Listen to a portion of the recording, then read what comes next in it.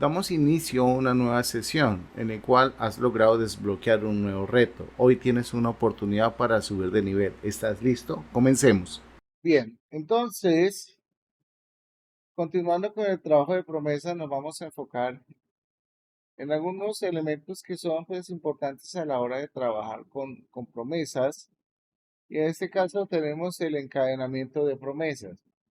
Básicamente, el encadenamiento es como si tuviéramos un anidamiento de promesas que nosotros queremos ejecutar o procesar. Aquí tenemos, por ejemplo, dos tareas específicas. Tarea 1, tarea 2. Cada una de ellas contiene una promesa. Cada una de ellas me resuelve la promesa como tal. ¿Cómo hacemos para manipular ese encadenamiento? Importante, siempre vamos a llamar una de esas dos promesas en el orden que necesitemos ejecutar. Acá tenemos el llamado de resultado 1, donde el resultado 1 me va a mantener el valor retornado o devuelto por la tarea número 1. En caso que se cumpla la promesa de manera satisfactoria, viene para la segunda promesa. En este caso no necesito decirle a él que por favor me vincule ningún otro elemento. ¿Por qué?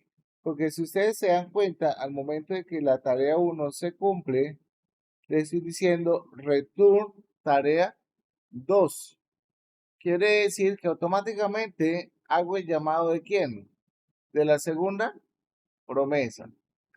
De la segunda promesa. Donde él va a analizar, lo va a llamar esta variable que contiene la promesa, que realmente recordemos que es una función de tipo flecha, y simplemente me va a retornar el valor resuelto de mi promesa. A esto le llamamos encadenamiento de promesas. Nosotros tenemos métodos adicionales que nos van a permitir ejecutar promesas. Tenemos el método OR, que me permite ejecutar múltiples promesas paralelo, en paralelo. Y voy a esperar que todas las promesas se resuelvan. Ojo con esto, si alguna promesa falla, se rechaza el resultado por defecto. Quiere decir que las demás promesas no se van a ejecutar. Fijémonos que acá tenemos una variable, una constante llamada promesas, que es un arreglo, donde yo le estoy diciendo promesa 1, promesa 2, promesa 3, y estoy llamando un resolve. Acá básicamente lo que estoy diciendo es que por favor llame a promesas e invoque el método OR. Fíjense que aquí utilizo la clase promise, ¿no? Y él lo que va a hacer es ejecutar todos los elementos. Y en caso de que todo sea resuelto de forma satisfactoria, él me va a dar un resultado. En caso de que ocurra un error, pues simplemente me lo reportaría como un catch. Tenemos el raise, que básicamente devuelve la primera promesa que se resuelve o rechaza. Entonces aquí tenemos otro ejemplo donde estamos creando dos promesas. Dice promesa lenta, promesa rápida. Aquí tenemos un raise. Fijémonos que una ocupa 2 segundos y la otra ocupa 1 segundo. Él va a tomar la primera promesa que se cumpla, es la primera que se me va a mostrar, ya sea si se rechaza o se cumple. En estas dos promesas, los tiempos que se ejecutan van a depender de esto. Vemos que tenemos el rise y dentro de unos paréntesis cuadrados, que es un arreglo, estamos pasando de las dos promesas que deseo analizar. Promesa lenta, promesa rápida. Luego tenemos acá cuál es el ganador. En este caso, tomando los tiempos del método setTimeOut, pues va a decir que X o Y es el ganador. Tenemos el All Set Lead. Este señor básicamente espera que todas las promesas finalicen, sin importar si se resuelve o no. Y al final, pues, me va a dar sus resultados. Entonces, fijémonos que existen diferentes maneras en las cuales nosotros podemos usar, implementar o llamarlas promesas. Recuerden que las promesas van a formar parte de su vida como desarrolladores en JavaScript. Aquí tenemos un claro ejemplo de cómo se puede aplicar una promesa. Aquí estamos usando el método o la promesa de tipo fetchAPI, donde estoy haciendo una consulta a una URL y esa URL se encarga de enviar una petición a mi servidor, donde le estoy pasando el número 1, donde estoy llamando los posts publicados y estoy llamando el post número 1. Si todo sale bien, va a preguntar si la respuesta es diferente a OK, porque una cosa es que la promesa se resuelva y otra cosa es que el servidor me responda de manera correcta. Si algo pasó al momento de resolver la petición, más no en el momento de resolver la promesa, entonces error en la solicitud. Y lo envío a través de un throw para que se dispare automáticamente y él entienda que se está haciendo el rechazo de la promesa. ¿Ok? Esto automáticamente él va a entenderlo como rechazo. En caso de que esto pase correctamente, va a retornar un JSON, response.json. Entonces ya con esto voy a obtener la data para poderla procesar dentro de mi sitio web. Luego acá, si esto se resuelve de manera correcta, voy a decir que data va a contener los datos obtenidos acá. Quiere decir que de acá pasamos acá. Y acá básicamente lo que le estoy diciendo es que me imprima los datos que obtuvo a partir de esta petición. Eso es Fetch API de manera muy simple.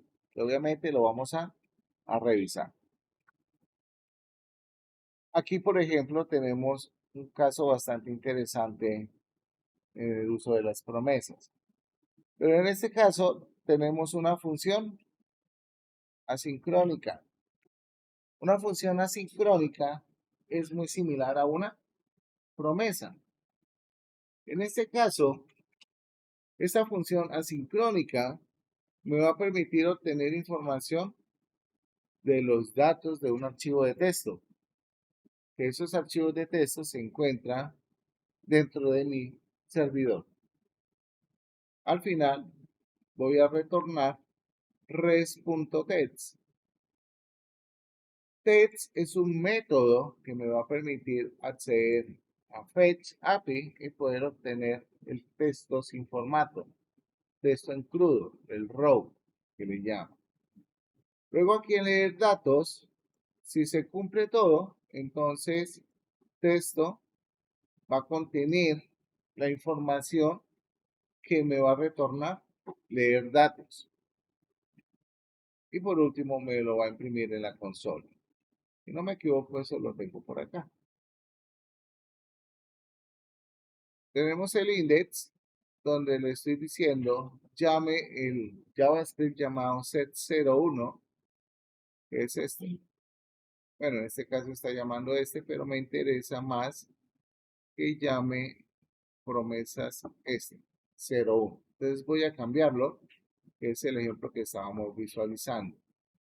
Voy a cambiar acá promesas 01.